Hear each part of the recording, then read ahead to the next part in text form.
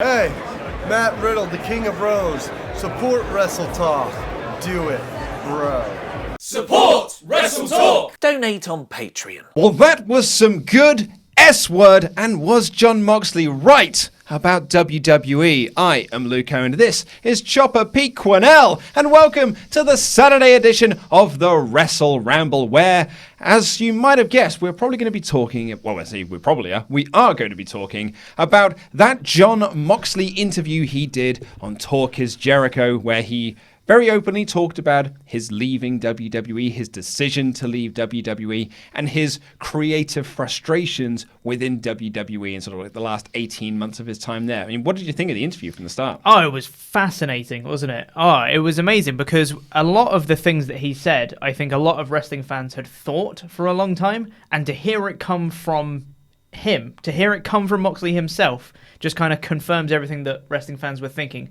And he was saying things about, saying the lines against Roman Reigns and his leukemia, and he was saying things about getting injections in the butt and all that stuff. And it was all the stuff that fans had been frustrated with, he was also frustrated with. And it was really fascinating to have that peek behind the curtain in that sense, because sometimes there's a lot of things that fans are frustrated at with wrestlers, and they're like, oh no, I had great fun doing that. It's fine, it's whatever.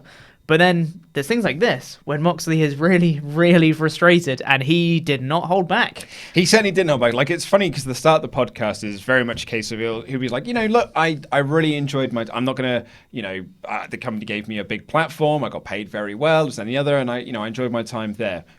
With that said, let's bury them for the next 2 hours. That's a great line. It's a really, really good line. But yeah, you're right. It's funny as well. I kind of mentioned this on the NXT podcast, but all the stuff that Moxley was talking about in the show, the sort of frustrations with the talent and the frustrations with the creative process and the frustrations with Vince McMahon kind of micromanaging everything, is what Dave Meltzer and Mike Johnson and Pro Wrestling Torch and WrestleVotes and all of these places have been reporting for the last couple of years. Yeah. But a lot of people have written that off and been like, it's just dirt sheets, it's just this, because I think that a lot of fans have been conditioned by Pritchard to think the dirt sheets are just making stuff up to get you to read it, because then people are arguing, well, he's on the inside, so he would know. And then you actually have a guy like Moxley come out and be like, yeah, no, what they're saying is right. Yeah. And everything they've been reporting is true, and everything that you as fans think we are struggling with backstage is correct. Moxley outright says, your creative process sucks. And that's his big challenge at the end of it. It's like, I challenge Vince McMahon to change the process because the process sucks. Just do it better. Yeah, that's what he's saying. Literally, just do it better. And it kind of goes back to this line that Vince always kept saying, it's good poop. It's in the S word. It's good S word. It's good S word. And it's funny as well because Pritchard uses that line a lot as well. So that really must be a true Vinceism. Yeah. That he'll just that's good S. Yeah. That's good S. This is going to be the greatest promo you've ever cut. Yeah, exactly. And see, the crux of this is that Vince's creative process sucks, and Vince will often rewrite things. He'll rewrite scripts once they've been done. So you'll get a promo, and you'll kind of run through that promo in the writer's room. And then you will try and make changes to that promo. And then you'll go back, and you'll see a new version of that script that's got VKM written on it. And once that's there, you know it can't be changed. Yeah. That means that Vince has rewritten the promo himself, and that is it. Yeah. And Moxley's point was, don't hire wrestlers then. Just hire actors, because they're probably going to do this better than I can. Exactly, and that's another thing that fans have been saying for a long time. And I guess listening to this, it was just kind of all of us were just like Captain Holt from Brooklyn Nine-Nine, just going, Vindication! Because we're right about something for once. But it's that kind of thing where we just say, well, Vince has written it, that's it, you're done. And it's he's completely right. If there's no creative license, what's the point in hiring people that can think about their own characters? What's the point in hiring people that are really great in-ring wrestlers when the wrestling doesn't matter and it's all about the promos? Hire actors then. He's got a perfect point. It makes no difference whether you've got the best in-ring technician in the world if they can't cut a pooper scooper joke.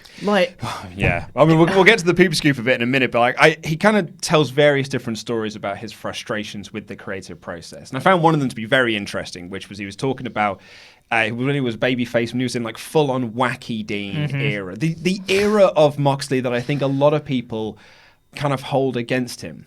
'Cause it's funny, like when Moxley debuted for AEW, I did actually have a few people get in touch with me on Twitter and various other places being like, well, what's the big deal? No one likes Dean Ambrose anyway. I thought we didn't like Dean Ambrose. And I'm like, and I thought about it, I was like, well, I mean, you're kind of right, because for the last couple of years, we've had Wacky Dean, and then we had him out for a while. We really enjoyed the stuff he did with Seth when they were kind of like reforming the Shield. Then he went out with his injury, and when he came back, we were like, oh, cool, it's Prison Dean. This is cool.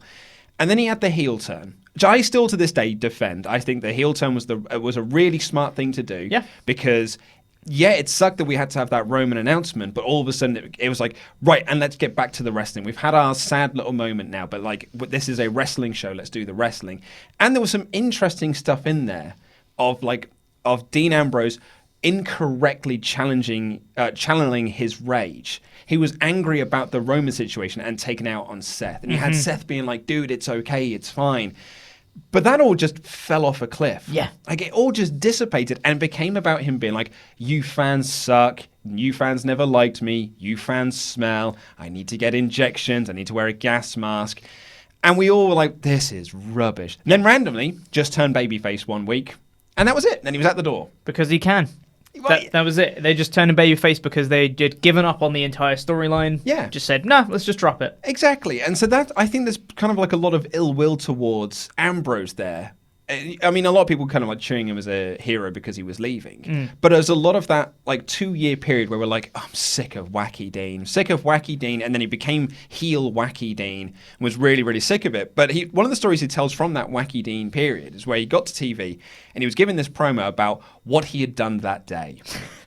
And what he had done that day was stuff that he would never have done. And it's all this like stupid stuff like eating pizza with homeless people and all this kind of like garbage stuff. Yeah. And the story tells us he went to Vince and were like, why am I saying this? And Vince is like, oh, it's good S. Like, this is what you do. This is who you are. This is you. This is you. You can't lose with this. And Mark's like, oh, so I'm an idiot. Yeah. It's like, no, you're not an idiot. You're this. So Vince never understood what his character was. He thought he's Wacky Dean. Yeah.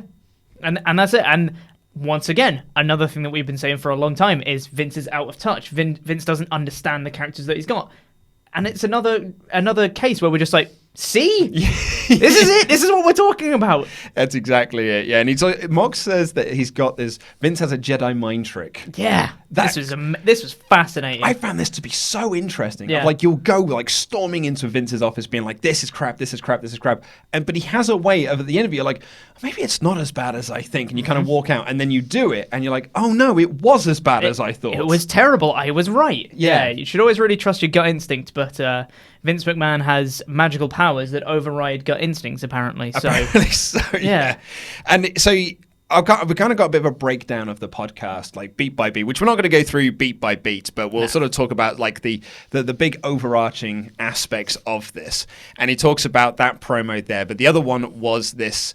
The Pooper Scooper promo, which is where he turned up to TV and he had 6 different promo segments that had to be done. Which is ridiculous. In and of itself. In of itself, absolutely. But one of the promos was he had to go out and insult the audience of LA. And the writer, an actual writer, gave to him. A professional writer. And this isn't Vince. This isn't Vince writing. This was a professional writer within WWE. Wrote for him, I wouldn't come out to LA without a pooper scooper. Yeah. Or words to that effect. Like, Moxley can't remember the exact verbiage of it, but it was pooper scooper was the main thing. And he has this amazing line where he's like, Vince will turn nouns into props. Yeah. You've got to avoid nouns. And it's so true. We've seen it so many times. When someone's just said a line and then like the next week after that, they'll come out with that thing and be like, look, it was this thing that I said last week. Case in point is this, because Moxley managed to get it changed from pooper scooper to gas mask. What does he show up with the following week? A bloody gas mask. That became part of his character. Oh, it was exactly right. And he had every reason to be suspicious about that line, and he knew what it would lead to, so he had to change it. Yeah. It was... Yeah, God, so it's absolutely ridiculous. He also says there was a promo that he was meant to cut that featured a line about Roman's leukemia. So he was against using Roman's leukemia from the get-go. And which we kind of like talked about on the show a little bit when we were doing the WrestleRamble reviews of Raw, saying like it feels a bit like a bit on the nose. Yeah. But Vince's rationale behind it, according to Moxley, was we need to keep Roman part of the story. Which, to be honest, I still think is fair enough. Yeah. I just think that you needed to use Moxley's anger of Roman having leukemia to fuel his character, as opposed to, I turned heel because Roman has leukemia. Exactly. And he's a bad person because of that. Yeah, there's a line between, and that's, again, what Vince doesn't understand about the character. There's a line between being bad because someone has cancer and using that as part of a story. If you want to keep Roman part of the story, that's fine. Include him in subtle ways. Don't be like, Roman is bad. Leukemia, haha, sucks to be you. Like, that's it, yeah. His rationale was Roman got leukemia because of all the bad stuff that we did, which I don't really like. It felt a bit hackneyed and a bit on the nose. Yeah, it really did. But there was one line apparently that the writers had given him and Vince had given him that Moxley would just flat out refuse to say. I would not like to think what that line is. It was a line that was so bad he wouldn't even say it on Jericho's podcast. And he said that if we'd have done it, the writer would have been fired and we would have lost sponsors. Yeah. I can't even imagine what that line Like, was. because we already heard some pretty bad stuff on the shows.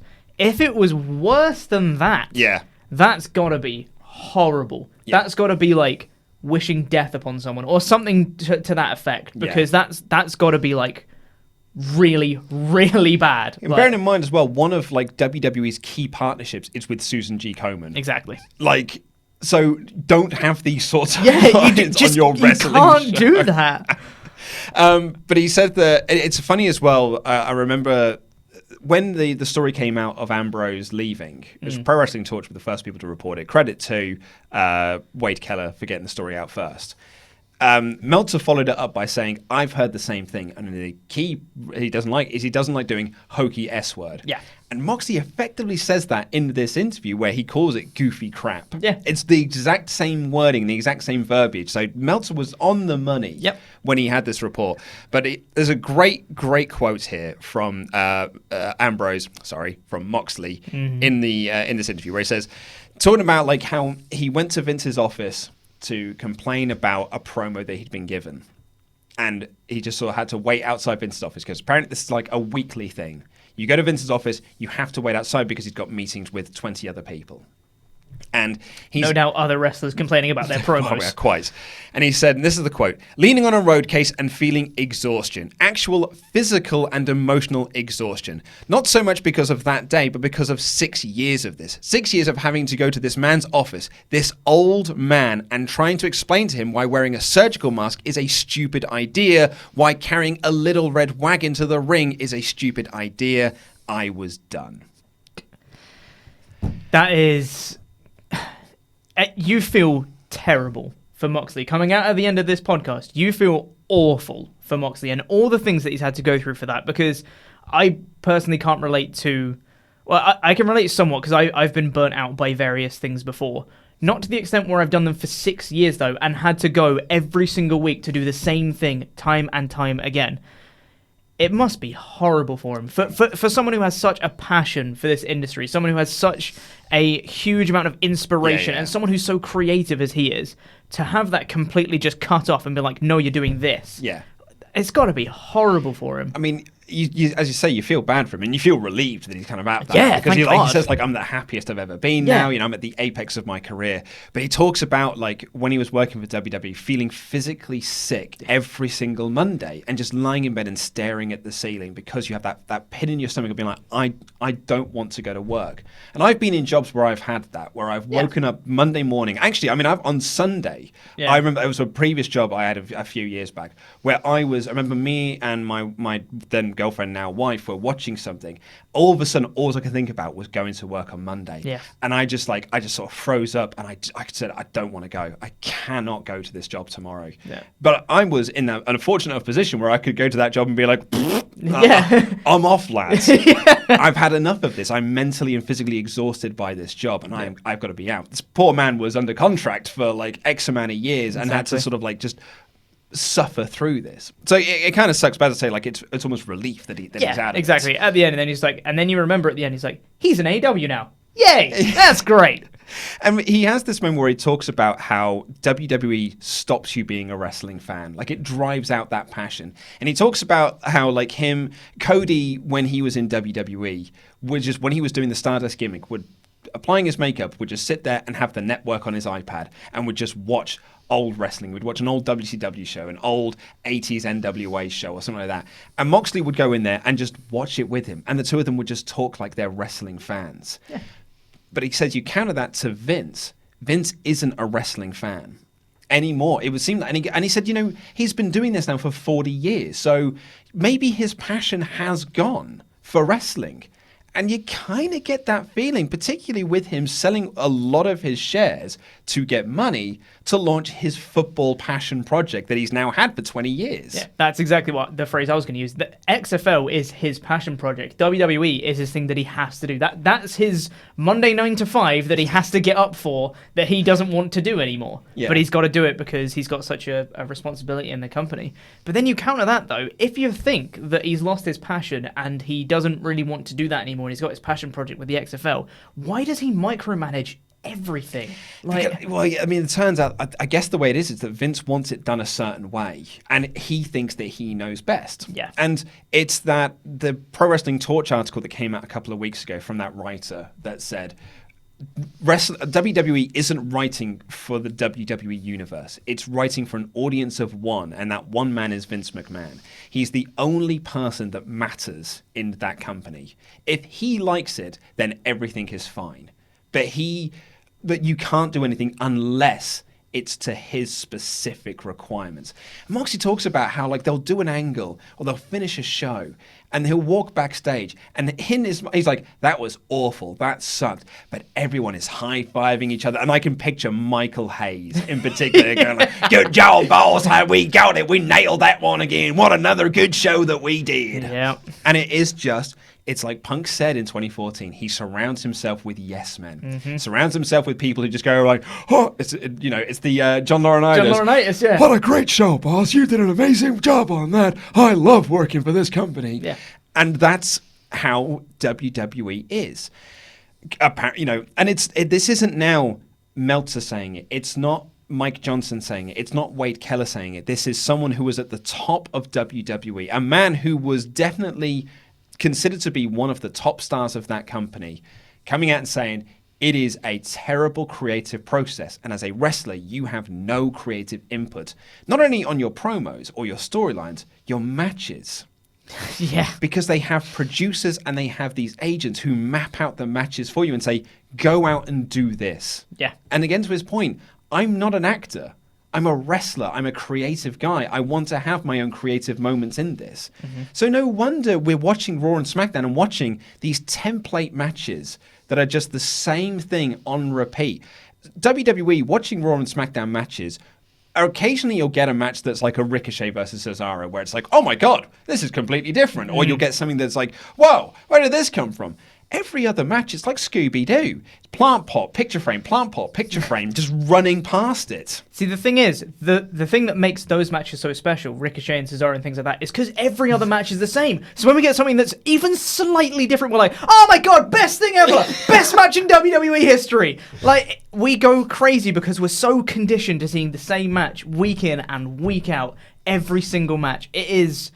It's soul draining. That's what it is. Yeah, it is absolutely soul draining. So that's certainly from the creative side of thing. I would say that Moxley is 100% on the money. That WWE's creative process sucks. Particularly if this is the way that it's running. And we should preface this with an if. Because this is one man's story. Mm-hmm. There is perhaps another side to this tale. I don't think there is. But perhaps there is another side to this tale.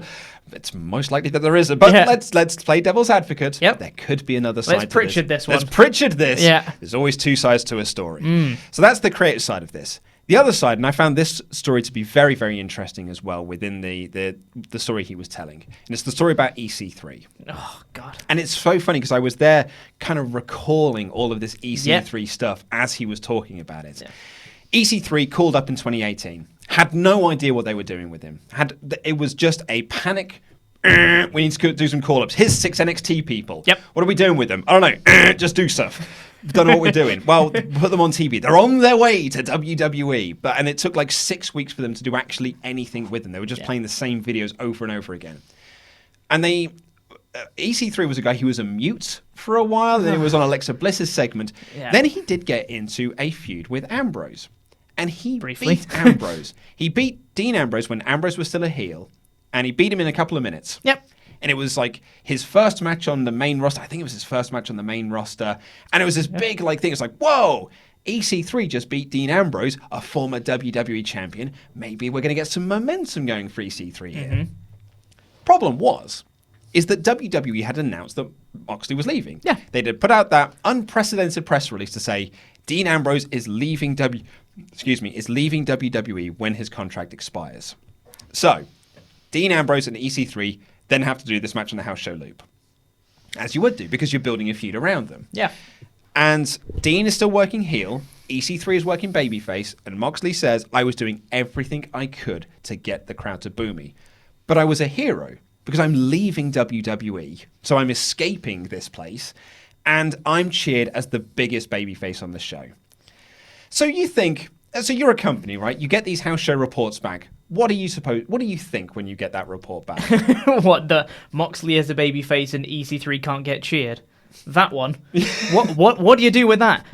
I don't know. Maybe separate him in a feud or turn Moxley babyface. Yeah, something like you would look at that and be like, well, okay, well, this makes sense, I guess, because we announced that Dean is leaving, so he's going to get this sort of reaction. We really should have seen this coming. Maybe it's a bit of an error on our part, but we'll work something out. Maybe we can use this to turn EC3. He was a heel anyway. We were kind of his video package presents him as a heel. He was a heel in NXT. So we could probably do something with this. No, it's EC3's fault. Yeah, it's EC3's fault. You couldn't get over as a babyface. So Moxley beats him. Ambrose beats him on TV in a couple of minutes, and that's it. EC3's dead. Yeah. So what was the point?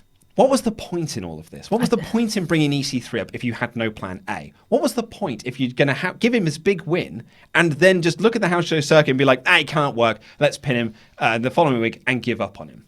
Like, that's a 2-month period where you've got 3 steps and you've just given up. Yeah. And you compare that to Roman. And you You compare that to Roman, where they were like, he's our biggest babyface ever. The crowd sure as heck doesn't agree, but we're going to keep pushing him like he's the biggest babyface ever. And they are just sticking to their guns, be like, nope, it's Michael Hayes and that Royal Rumble documentary. It's so burned the back of my retinas.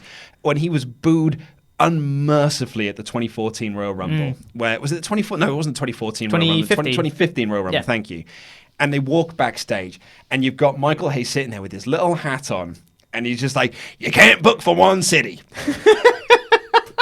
With Roman, I guess, but when it's EC3, nah, bury that kid, can't get over as a babyface against the guy that we announced is leaving. It's absolutely absurd. But it's baffling. Yeah, it really is. It makes zero sense. If God forbid I ever get a job with WWE, because I think I'll drive myself insane in that place. We've had messages on Twitter, and we've had them in the super chats when we do the rambles. We've had them on the Patreon as well, and being like, would you take a writing job with WWE? No, absolutely not. 100% not. No. And someone came that was like, well, would you work with NXT? I was like, you'd get there for a while, then you get promoted to the main roster. Yeah. It's like a gateway drug. I'm not taking that either.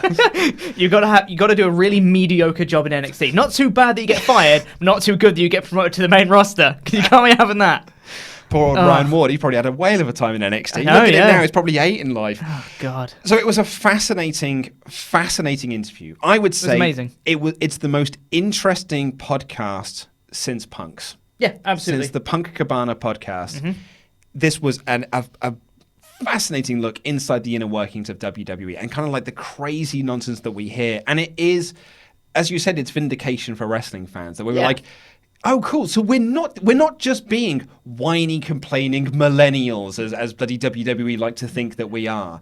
It is just one crazy old man who thinks he knows is right, and he is just forcing everyone into his way of thinking. Yeah, it really is. And it is such a shame because the WWE roster is one of the most talented rosters in the world. Oh, yeah. If not the most talented roster in the world.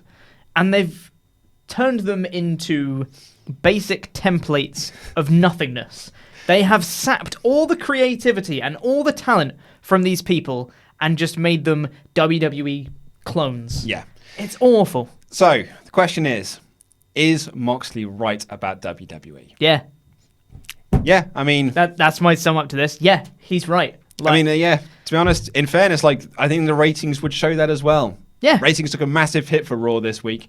This Raw that you'd have thought, they're going to come out all guns blazing because of Double or Nothing. After Double or Nothing. 90 minutes before we got an actual wrestling match on a 3-hour show. It was like Nitro back in the day. That's because Vince doesn't care. And he's like, well, we won the Monday Night Wars before, so we'll just keep doing the same thing for another 40 years. Yeah, we'll be fine. Yeah. If you want to submit your question to the mailbag, all you've got to do is become one of our awesome pledge hammers over on Patreon and leave a comment in the community section. Do not email me. I will lose it. I'm very bad at this. Also, if you do become one of our pledge hammers, you will get access to compete for this, the prestigious Trophy Emoji Trophy, which goes to the winner of a Wrestle League. 3 of them went out to the winners of last season, and this one here belongs to El Faker Laurie Blake, who's currently... who was the winner of season 1 in The Office.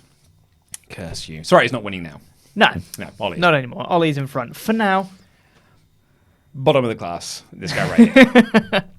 You'll also get access to WrestleRamble Extra, where Ollie and I review classic pay-per-views from the history books of wrestling for about sort of 3 to 4 hours. And Ramble Club, which we recorded yesterday and went live yesterday, which is going to feature not 1, not 2, not 3, but 5 members of the WrestleTalk team. Obviously not Ollie, because he's not here on Friday doing business stuff. Oh, no, he's not. He's on a stag do. He's on his bachelor party weekend. Not his bachelor having party. Fun. He's on a bachelor party weekend. Dare he. But it is me, Laurie, Randy, housemate Simon, and yourself chatting nonsense for a good hour and a half. Well worth checking out. But anyway, let's get to the mailbag. This one comes in from James Dillon, and it is a longer question than we would normally have. But he does specify. He says, I know this is a longer mailbag, but I try to do as much research as possible so you won't have to Google things live on air. Wow, very considerate of you. Which is very considerate, yes. Many wrestling fans are counting down the days until Vince McMahon steps away from wrestling to focus on the 2020 XFL revival. Fans are hoping this will be Triple H's golden opportunity to turn WWE around. Now, I think that's presumptuous. It is, a little bit. I do agree that I think Vince McMahon probably will put more focus into XFL, because the reason he gave for the XFL failing the first time round is that he had his time split between that and WWE. So perhaps there is, but we don't know that Triple H is going to be taking over. A lot of this is presumptions. I think they're pretty strong presumptions, but thought I'd just put that out there. But I don't think the XFL will last very long. The first run only lasted 1 season. Last year, we were introduced to the AAF, the Alliance of American Football. This league had 8 teams and was scheduled to play a 10-week schedule that would lead into the playoffs. It made it 8 weeks before suspending games, firing all of the players, cancelling their medical insurance, and basically abandoning them in whatever city they happened to be playing for. The first run of the XFL was also a failure, even with the rule change that was designed to make the games a more intense experience. That was almost 20 years ago, and now a mixture of science, lawsuits, and players speaking up, the rules are changing in the NFL to make the game safer. If Vince tries to make the game more barbaric, it's going to rival, in this revival, sponsors may not respond favorably. My prediction is Vince fronts most of the money himself. The leader is popular in the opening weeks due to curiosity. A couple of weeks in, Vince starts doing Vince things to it to make it more WWE, a tactic that topped the list of criticism of the original run. Today's investors back out because they see the league being actually worse than the AAF, and by 2021, we'll see Vince return to the WWE extremely bitter and panic booking in an attempt to make back some of the money he lost. So with all of that in mind, what's your perfect Sunday? Well, my perfect Sunday would be lazing in bed with my wife, and then maybe getting up, watching an episode of The Good Place with a full English breakfast filled with sausages, some scrambled tofu. That sounds like a good way to spend a Sunday. Nice cup of tea. Yeah, I think mine would probably be similar. Mine would just be a full Sunday roast, because you can't beat a Sunday roast. Cannot beat a Sunday roast. Going down the pub for a Sunday roast as well. Go down the pub, Sunday roast, come back, watch a film. Yes. Cuddle up. Yeah. It's good fun. Watch Ant-Man and fall asleep. Yeah. Lovely stuff. Perfect. But to your point, it's very interesting, actually, because this is the one thing I don't think a lot of us have considered. And I hadn't considered until James's mailbag question. It's Vince's returns. Yeah. Yeah. We're all going like, well, once the XFL runs, ding dong, the witch is dead, off Vince pops. But if that all goes nipples north, he's just going to come back. Yeah. And we're back in the same. He's going to come in with like, the hell are you done here, pal? Yeah. Where's the script? Exactly. And we're back to where we were 2 years previous. Yeah. I think literally the only thing that might throw a spanner in those plans of Vince coming back and just taking right back over is if it gets dramatically better in the time that Vince is gone. Let's say he goes away to XFL. It lasts for a year, tops. Or a season, as they might call A it. season. We'll go for 1 calendar year to make my maths work. He's away for a year. And in that time, Triple H takes over. He does something that makes the program dramatically better, starts, making stars, maybe brings up like Undisputed Era or something like that, and they change the program and they get the ratings up dramatically. Let's say they go from like, what are they on, like a 1 point... So SmackDown, terrible. Well, SmackDown this week did over 2 million viewers. Cool. Just. Yeah. And Raw did 2.1. 2.1? It was down 13% from the previous week. Okay. So let's say he gets it up to maybe, this is incredibly optimistically speaking, let's say he gets up to like a 3.5 million viewers, something like that, in the time that Vince is gone. Do you think if Vince came back and he came back and he goes, right, what's been going on? 3.5 million viewers. Doing pretty good. What have you been doing? And then I don't get it. And then, Triple H is like, well, we've done this, this, and this. And Vince is like, we'll keep doing that. Doubtful, but do you think it could happen? I think the only thing that could sway Vince is if ratings were better. If something had dramatically improved, like drastically improved in terms of ratings or profit or something, some sort of number that has increased massively other than people not watching, other than that number, I think that might sway Vince's mind into not doing what he's done. Maybe not. I was going to say, I think with WWE at this point, because they've driven off such a huge portion of their audience, and that is driven away viewers to their product. Yeah. I don't know if it's just going to be a case of Triple H takes over, makes some changes, and things improve. I think what it's going to take for WWE now is for a star to catch fire. Yeah. I think they're going to have to find that one. They need to find their Steve Austin that captures the imagination of an audience, and they just run with that person. I mean, granted, we possibly could have had that with Becky Lynch. We possibly could have had it with Kofi Kingston. We had it. So, but I think that with Becky and Kofi are good examples, but they were... I think even if they hadn't been had the sort of botched runs in the lead up to WrestleMania, Kofi less so, but Becky certainly, neither of them were still breaking into that mainstream the way that Austin did, the way that Austin just became a megastar. And that's what I mean, is they need an Austin level megastar to turn this ship around. Yeah. I don't know who that could be. Well, maybe it's Adam Cole, baby. Maybe. He's no jackass. Dano says, a quick question for you. What are your thoughts on Moxley's appearance on Talk Is Jericho? And what's your perfect Sunday? Thanks for a grand weekend. Not making that up. We genuinely had 2 mailbag questions that ended with, what's your perfect Sunday? That's amazing. But yeah, I thought Moxley was great. Yeah. It was really awesome. fascinating. I mean, we've already covered it in detail, but it was great. It's fascinating. Yeah. Brendan M says, how do I get my lady partner to look at me the way Luke looks at Hangman Page at the WrestleGate Pro Show? Love the content. Keep up the consistency. Man, get some cowboy boots. That's what it is. Do some cowboy shit. You said the word there. Do some cowboy poop. Razman's Reality has said, I've been thinking about what Hulk Hogan did for WCW back in the day. Now, I do want to preface this. So, we've got a backlog of mailbag questions because we didn't do a magazine show last week, so we were doing the Double or Nothing live stream. So Raz's question here, and I think a couple of others might have come before Double or Nothing took place. So bear that in mind.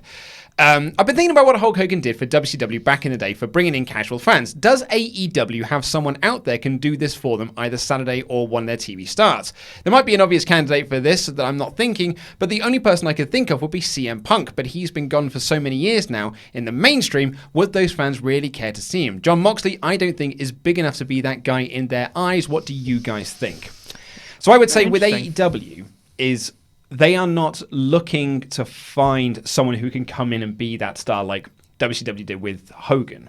They are looking to create that star. Exactly. Their whole deal is about signing these names that you might not know. We've got some names that the hardcore wrestling fans will know, like your Omegas, your Young Bucks, your Pages, and things like that. But they've also signed a lot of guys that you might not have heard of. But the aim being, you will know these names. And one of those guys or girls might catch fire and become their Hulk Hogan. Exactly, yeah. I think, WCW's whole thing originally, well, I say this, I wasn't around at the time. This is what I've heard was happening. When were you born again, Pete? 1993. Oh, right. So I would have been a bit young for the Monday Night Wars. The year of Jurassic Park. Yeah, that's what 1993 is well known for. Yeah, what I've heard WCW aim to do was from the get-go, they wanted to beat WWF. That was the thing. They didn't just want to be like, oh, we're just competition, just friendly rivalry or whatever. It was like, no, we need to kill these guys. We need to beat them at their own game. So we're going to take all the talent we can. We're going to get Hogan. We're going to get all these mainstream stars. And we're going to make WCW the best thing that's out there. WWF will die off. AEW's thing, and that's a lot of what talent have said. This is what Tony Khan has said. They've just said, we just want an alternative to WWE. We want to do what we know is wrestling. Because what WWE is doing isn't wrestling. We want to put on wrestling. Yeah. So, and I think they're not looking, while they've got Chris Jericho, while they've got Jon Moxley, while they've got Cody Rhodes, all these former WWE guys, it's not the be-all and end-all. These are just guys that are frustrated in WWE who want to do their own thing and who want to wrestle. They're not looking to poach some stars from WWE and be like, look, we've got WWE guys, aren't we great?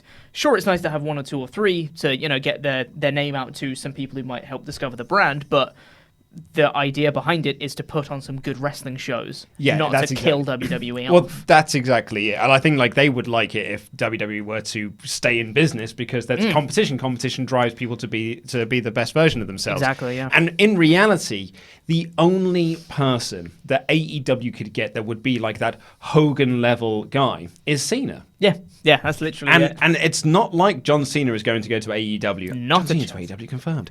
It's very unlikely at this point. So I think that's probably the only guy that you can get that's Hogan level. Yeah, absolutely.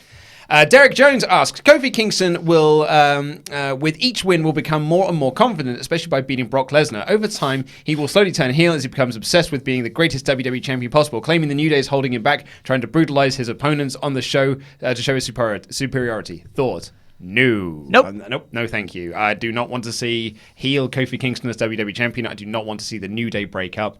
The act is fine. We don't need a Big E heel turn. We don't need a New Day heel turn. The act is fine. If you want to break up New Day, which I don't think you should, if you want to break them up, then just have them go, this has been fun. We'll go our separate ways. Yeah. And that's it. You don't need a heel turn. No. That's it. Just have them all be faces and go off on their separate ways, or just keep them together because they're better. And also as well, the top of the show, we've been talking about a lot of WWE stars. We didn't actually go into. Meltzer had this very interesting quote on Wrestling Observer Radio. Let me just grab it for you now.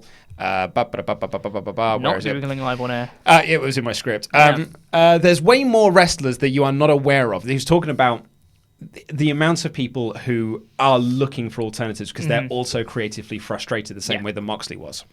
His quote was, there are way more wrestlers that you are not aware of. I would go as far to say that there are very few people, you can count them on one or two hands, that have not at least inquired regarding what's outside, including names that would shock you. Ooh.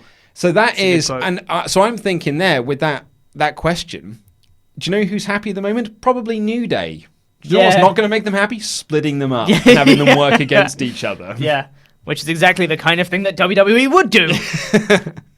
Lorenzo Hayes says, to Luke, why are you so mean to Randy? I like you on the panel a lot because I agree with your opinions on wrestling a lot and you seem really cool, but ever since Randy came in, you've been kind of mean. I hope you don't get mad at this question because I still like you a lot and think you're awesome. Well, thank you, Lorenzo. It's weird, I've been painted with this brush that I'm the mean one to Randy. Anyone, if you listen to this podcast, Ollie installed the rule that you're not allowed to say hello to him if you email in. Indeed, I didn't install that rule. No, that was all Ollie. That was all Ollie. Yeah. Ollie's way meaner than I am. And I'm not mean to Randy, so let's just put that one on record. I'm very nice to him. We're not mean to Randy, really. It's just, it was a way to get him over.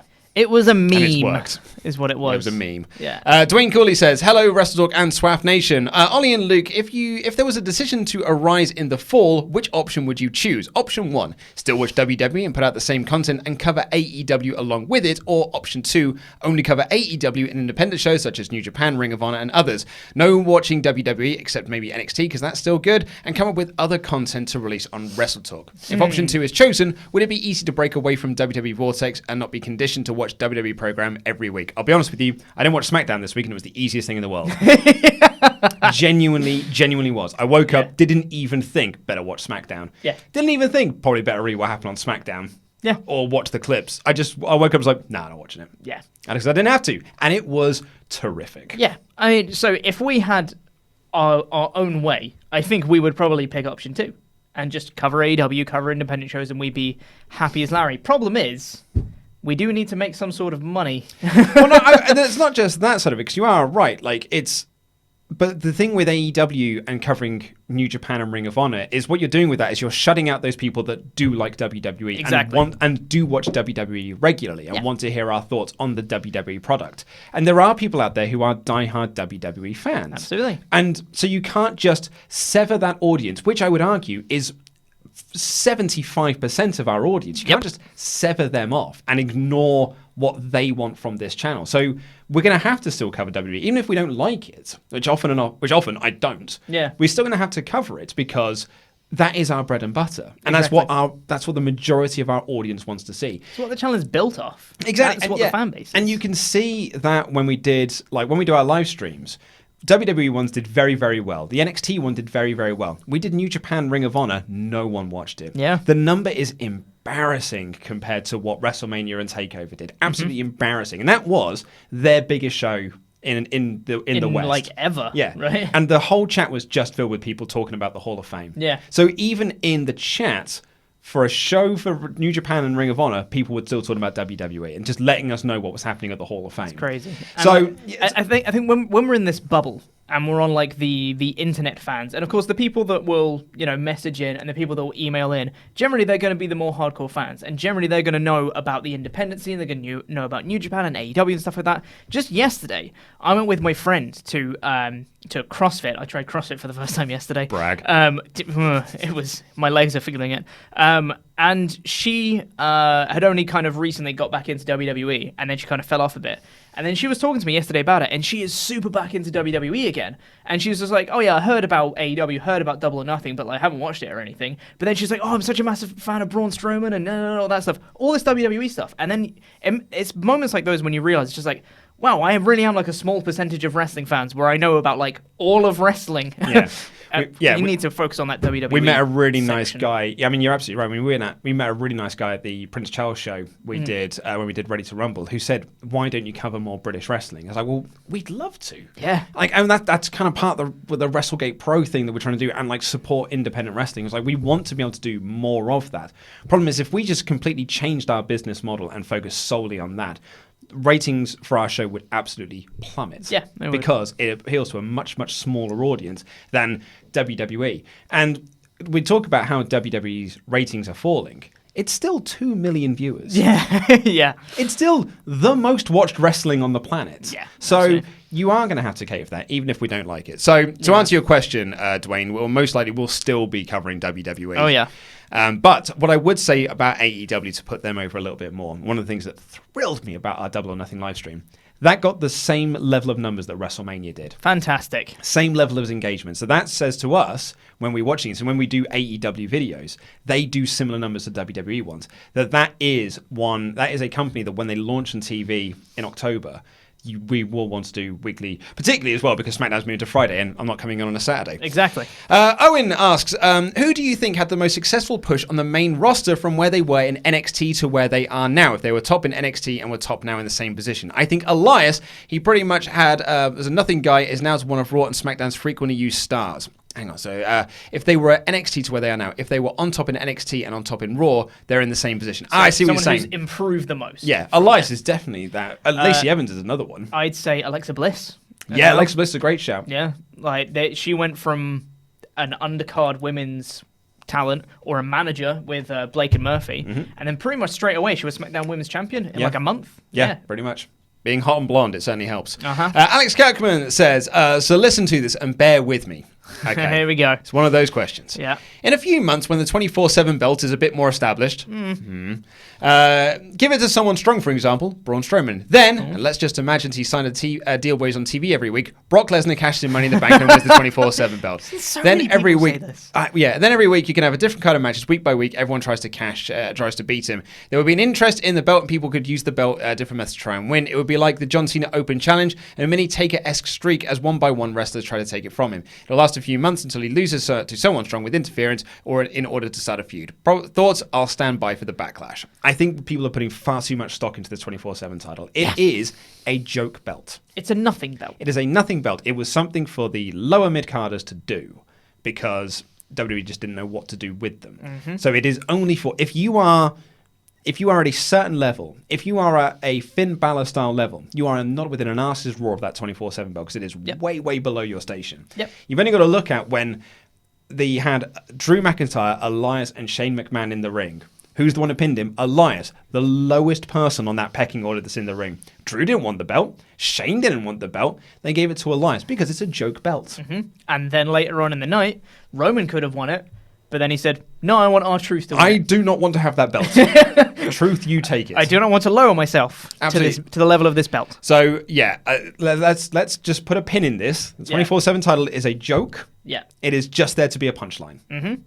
And also, I'm pretty sure that the Money in the Bank contract states it has to be a world title that you cash in for. So that's Universal and WWE and no others. Yeah. So maybe NXT. John Smith, what has been your favourite debate/moment on the WrestleRamble podcast intros and outros? Oh, there's quite a few to choose from. Civil Wardrobe was a good one. Civil Wardrobe was great. Great is what it was. We've currently got the alarm debate going on between people choosing to snooze. I've not been able to. Oh, the alarm. See, I heard the very beginnings of the alarm debate, but I've not been able to listen to any podcast in forever, so I don't know about the alarm debate and what other people have been saying about it. It's raging on with people with various different opinions on how you should use an alarm to get up in the morning. What's another good one I just thought of then? Ollie's hatred of people using the term walking as exercise. I mean, I've already shared my opinion about that on the NXT Ramble occasionally. Yes, Ollie thinks that walking is not exercise, and people have been emailing in a lot to say that he's wrong. And he is wrong. So we've had some good debates. I particularly enjoyed the Civil Wardrobe because that was one where I knew I was wrong. Yeah. But I was just continually arguing my corner that I was right. The thing is, so remind me again the key points from the Civil Wardrobe. Civil Wardrobe, a standardized size for clothes.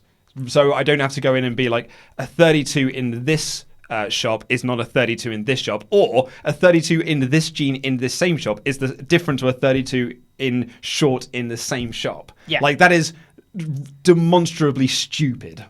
I agree with you. Yes! I am on Luke's side in the Civil Wardrobe. It is so silly. Anyway. It is very silly. Icarali says, which wrestler would you like to host the WrestleRamble with?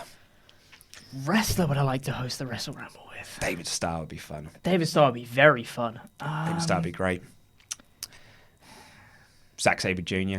I just really want to be friends with Xavier Woods. Xavier Woods would be great. Yeah, if we're going WWE, really Xavier Woods would be an incredible shout. Oh, he'd be amazing. Having him on Screen Stalker would be so much fun. It would be so much fun. Yeah. Love him. Yeah. We'll put a call in. Xavier, call me. Anthony Marine said, I'm trying to think if there's anyone else who I'd like to have on. Matt Riddle. Riddle would be great, yeah. Yeah. WrestleTalk fan, Matt Riddle. He is absolutely. Yeah. Keith Lee as well. Yeah, of course. Yeah. Keith Lee would love to be on this show. Hi, Luke and Ollie. I don't imagine Pete. I was thinking of a way to change up Raw and try to boost lower card talent instead of a 24/7 belt. They should just book straight up exhibition matches with the lower card in between main segments of the show, where just before the match would have a 30-second non-scripted promo on screen to put themselves and their exhibition match over. Then maybe have their entrances. I think it's a great way to boost up lower mid card, and who knows, maybe get some of them over. Plus, you get more wrestling on the wrestling shows. Thoughts? Good. Like it. Why don't they do this anyway? Like, simple idea. It's literally that. It's just like, yeah, exhibition match. If they just say, you've got 5-10 minutes, go have fun. Yeah. Like we were saying before when we were talking about the Moxley podcast and stuff, these are wrestlers. They're creative. They know their characters. They know what looks good. They know what looks bad. They know what works for them. They know what doesn't work for them. Work out a match between two people and let them go nuts. They will get over. We've seen it so many bloody times. We saw it with Kofi Kingston earlier in the year. He got over because of a gauntlet match. It was an in-ring segment that got him over. We've seen it with Cesaro and Ricochet now. People are like, oh, these guys are great. It's like, yeah, because they're really good wrestlers. Wrestling gets people over. Please do more wrestling. I think it's a great idea. It's also a way to, maybe one of these guys will catch fire. Yeah, exactly. And the crowd will really get behind them. Like a Chad Gable would really benefit from something like this. Just go in there and announce it. It's like, this has a 10-minute time limit. And you can build storylines off the back of that. Exactly. Look at Buddy Murphy. His entire run, he got over because he was a really great wrestler during his Cruiserweight Championship run. And now he's on SmackDown and never to be seen again. Is he on SmackDown? Supposed to be on SmackDown, never to be seen again, but he got over during that time, and everyone was looking forward to Buddy Murphy matches because he's really bloody good. Buddy Murphy is this year's Sanity. Yeah, he really is. Yeah, Sanity. It's been 2 months, still not debuted. No. He'll come in and then... apart from in an ad break, which we don't see. Yeah, he'll be quickly forgotten about. Poor old Buddy Murphy. I know. Matt Noble says, you're in charge of AEW talent acquisition and you're given the budget and the way to bring in any 10 WWE contracted wrestlers or personnel for AEW. That's 5 each. Who do you bring across? Given the budget and the way to bring in any 10 WWE guys, what, 5 each? I'm counting tags as 1. Okay, yeah. Revival Usos. Yep. I'm thinking Gargano. I'm thinking Seth. And I'm thinking Ricochet. Okay. Or Andrade. Who? No, okay, so I had Revival Usos. Who was my third one? Gargano. Okay, I'm going to take out Seth. Okay. I'm going to have Andrade instead. Okay. Andrade and Ricochet. Cool. Trying not to repeat everything that you just said, because I also want most of those. Well, it's fine because it's a combined list. But I said 10, and it's 5 Wait, each. Yeah, 5 each to make 10. Okay, right. So it's a combined list. Kevin Owens. Yep. Sami Zayn. Mm-hmm. Tommaso Ciampa, if he's good enough to wrestle eventually. I'll go Seth, because you took him out. Let's think. Chad Gable. Chad Gable's a great show, yeah. There's names on there that we could have, like Alistair Black's a name that we didn't get. Matt Riddle, Keith Lee. Yep. This company has an incredible roster of talent. We didn't even mention any of the women wrestlers. Shayna Baszler, I'd have loved to have taken across. Yeah. Becky Lynch, Sasha Banks, Bayley. I'd love to see them all across. Yeah. But, yeah. Anyway. So much talent. Robert Ray says, first, I would like to thank you for making my 9-hour trip to and from London to watch the WWE the other week with the classic pay-per-views. Forgot to say thank you. You're very bloody welcome. Who would you say has the best roster, TNA 2005 to Hogan Bischoff era or the early life of AEW? As TNA was WWE's big competitor in the mid-2000s, now AEW is likely to be the next big wrestling competitor to the WWE. So you're looking at TNA 2005 era up till the Hogan Bischoff era. So you got guys in there like Styles, Joe, Daniels, Angle, Sting, Jarrett, Amazing Red, Shark Boy, Abyss, Judas Messias. Not everyone was great. Christian. They had a very, very strong lineup, particularly because they had the likes of, I would say that almost holy trinity of AJ, Daniels, and Joe. And that amazing Unbreakable match, and they were really sort of like amped up the exhibition. They took what ROH were doing and put it on a slightly bigger platform. Actually, a much bigger platform. So I would say they had a very, very good lineup, particularly because no one was doing that sort of wrestling in WWE. Yeah. It's very hard to compare, really, that to like AEW's roster now, because, the reason why I say it's so difficult is because wrestling is such a different landscape now. Whereas TNA were doing that on like a pretty big scale, and a lot of eyes getting onto that product. There are hundreds of promotions that are doing all of this now. It's just that, and they're doing it so well. Wrestling is on another level to what it was 10, 15 years ago. And there's just a lot more of it. It's very difficult to decide. I know, yeah. And I mean, the AEW roster currently, it's got some absolutely top stars in it. You know, Kenny Omega and Young Bucks and Lucha Bros, and you've got Jericho and now Moxley and Rhodes and Dustin, and there's lots and lots of people. But I still think where AEW's strength lies is more in the unknowns than it is the stars. There's all these people that obviously they have the faith in to sign to their company. So I don't think AEW's strength comes from having multiple top guys. It's having a huge undercard of also strong talent. I wasn't around for TNA 2005, so I'm not sure what kind of, their undercard guys were like.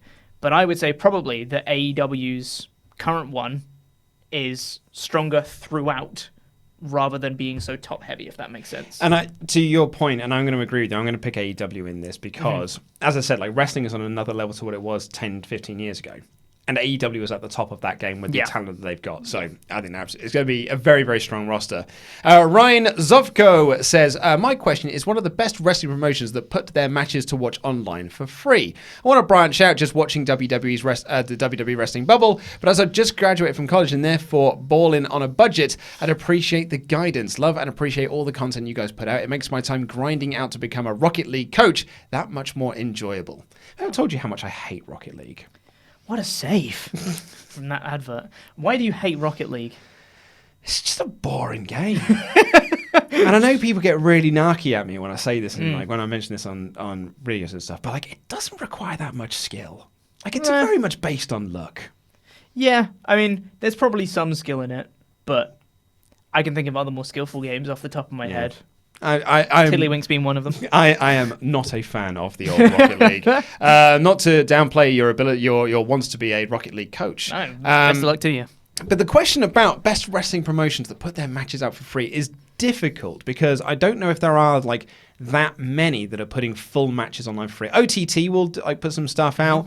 Rev Pro will put some stuff out. Defiant do it a lot, yeah. But it's usually like a month after it is. So if you're trying to like keep up to it on a week-to-week basis, which I think people within a WWE bubble like to be able to do, that's when it becomes very difficult because you end up sort of 30 days behind the current storylines or anything like that. So the question is just, I would say, find out wrestlers that you've heard about, that you want to see more of, and search for those. Yeah. Because then you might find places that they've worked, and that might lead you on to other matches that company does. So rather than start with the company, start with the star. Yeah, exactly, yeah. And I mean, I'm pretty sure, if you did want like a week-to-week one, I know Defiant's current season, I think, is about to come to a close, but I'm pretty sure they do 4 weeks of tapings in one go and then release them week on week. And then the next lot they'll release week on week. So I'm pretty sure that's a continuous set if you wanted like a full storyline of it. But I think that's their next season's about to come to a close. So yeah, who knows? Maybe go with Defiant. Yeah. Owen Newton says, I have a theory, hard to explain. Raw and SmackDown are not designed to be watched weekly. If they're averaging 2 million viewers a week, but probably have around 6 million fans, mostly casual, then in theory, Raw and SmackDown are being watched on average once every 3 weeks. I don't know if that I'm not math sure if checks that out. math works out. It's like if they have 2 million viewers a week, but they probably have around 6 million fans. That's where your maths falls down. That's a there. number just plucked out of nothing. Yeah. Right there. You're starting to lose me a bit here, Owen. Then in theory, Raw and SmackDown are being watched on average once every 3 weeks. I think this is why they book the shows to be repetitive. It's to allow the casual fan to catch up. If they only concentrate on the hardcore fans, loyal fans, they would lose a larger portion of their viewers' thoughts. I'm sorry. Disagree. I'm going to disagree only because there's 6 million fans you have just created. Yeah, out of nothingness. And also, if shows aren't designed to be watched weekly, that's a whole lot of TV shows that you're not supposed to watch weekly. Like Game of Thrones. Can't watch that one weekly. I'm sorry, I can't get on board with that theory. Yeah. Ryan B says, do you think that the Kevin Dunn line was a shot at AEW for some of their bad camera work? No, I think it was to get heel heat for Shane McMahon because he was praising a guy that the hardcore audience doesn't like. Yeah, that's exactly right. Juan Gabriel says, so this Saturday is my birthday and I get one hell of a birthday gift. 1, it's TakeOver 25. 2, I don't have to work on neither that day or Sunday. And 3, I get WrestleTalk News, the Saturday podcast. And 4, I just moved to a new place and I'll be having a small party. My mailbag question is thus: do you think Undisputed Era should win every match at TakeOver 25 to solidify their claim from the beginning of the year? Thank you for always being amazing and making me feel like I'm part of a bigger family. P.S. Andy is my favourite lad from the office and Chopper Pete is my number 2 guy. Love you guys. Heart emoji, kiss face emoji. I hope they win 2 of the 3, and I hope it's the 2 of the 3 that I guessed. Yeah, I've got a theory that I don't think I talked about when we did predictions. So I've put all of Undisputed Era to lose at this show. But I still think they're going to win all the titles, and I think that'll be at the next takeover.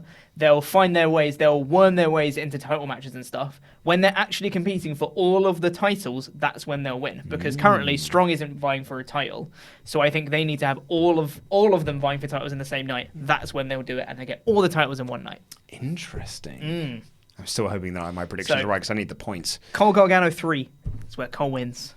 Interesting. Yeah. Crinius says, rank from bad to worst. Bad to work. Amazing.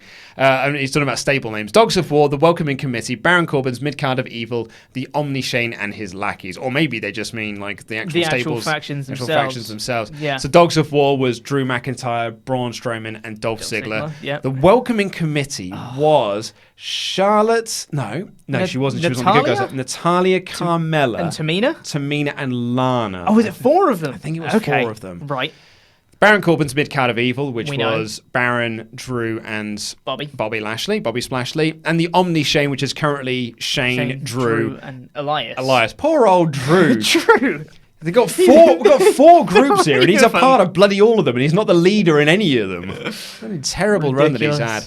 I'm going to put the Welcoming Committee at the bottom of all this because they were completely pointless. They were so pointless, they managed to make the League of Nations look like they had a point. I know, yeah. At least they feuded with Roman. Genuinely, if someone said to me at one point, like this was, I think before I started working here, I didn't really know that the Welcoming Committee existed. That's how bad it was. They were barely ever like mentioned on TV. It was like, did you know that the Welcoming Committee existed?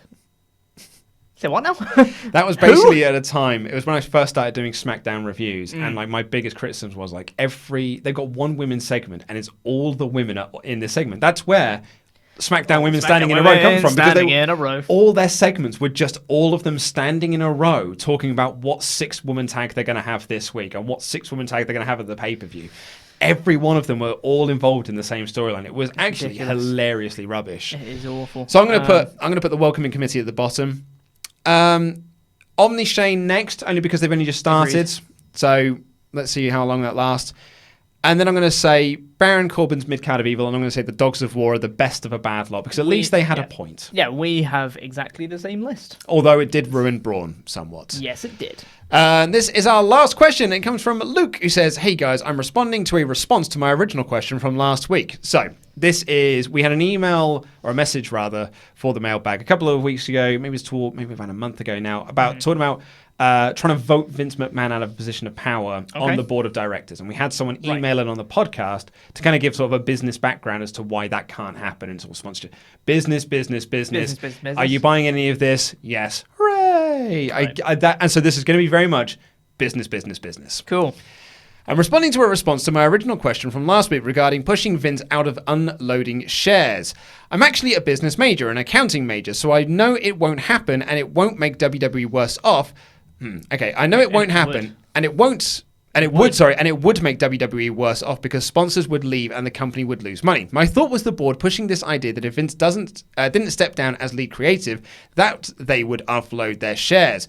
That was my theory, not that they would just start doing it, but instead it would be to force him out by threatening to kill WWE by killing their stock value. They won't do this though because WWE is making them so much money that they don't care about the end product on TV. Sorry for the long comment, but wanted to clear this up to keep up the consistently great content. And that's the key to it. That's the point I was going to make, is that it doesn't matter how bad the TV product is, because the shareholders just want to they just want to know that they're making money. Exactly. It's like with people who have stocks and shares in Ubisoft, don't care if their games suck. Yeah. Because they make money either way. Exactly. They just want to make money. Yeah.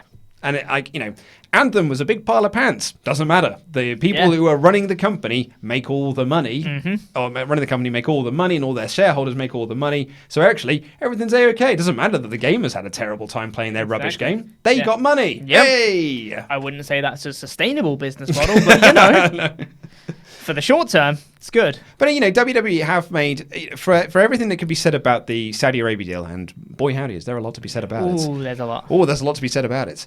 It has made them untold amount of money. Stupid amount of money. Stupid amount of money. So their shareholders are just like, Vince is a genius. Yeah. Vince literally is a genius. Look at all this money I am Scrooge McDuck diving into a vault full of money. Yep. And that is because Vince made this genius business deal on paper. Yeah. Now it opens up a can of worms about various other different things. But if you're a shareholder, you don't care. No, because exactly. you've made the money. Yep. And really, money is the driving force because corporations are evil. Yes. But that is all we got Exactly time for. I'm going to just end it on that point there. Awesome. And that is all we got time for on this episode of the show. Please click the videos that have just appeared on the desk to catch up with the latest WrestleTalk awesome things, and this button right here, which will make you a pledge hammer on Patreon. I've been Luke Owen. This has been Chopper Pete Quinnell, and that we're rambling.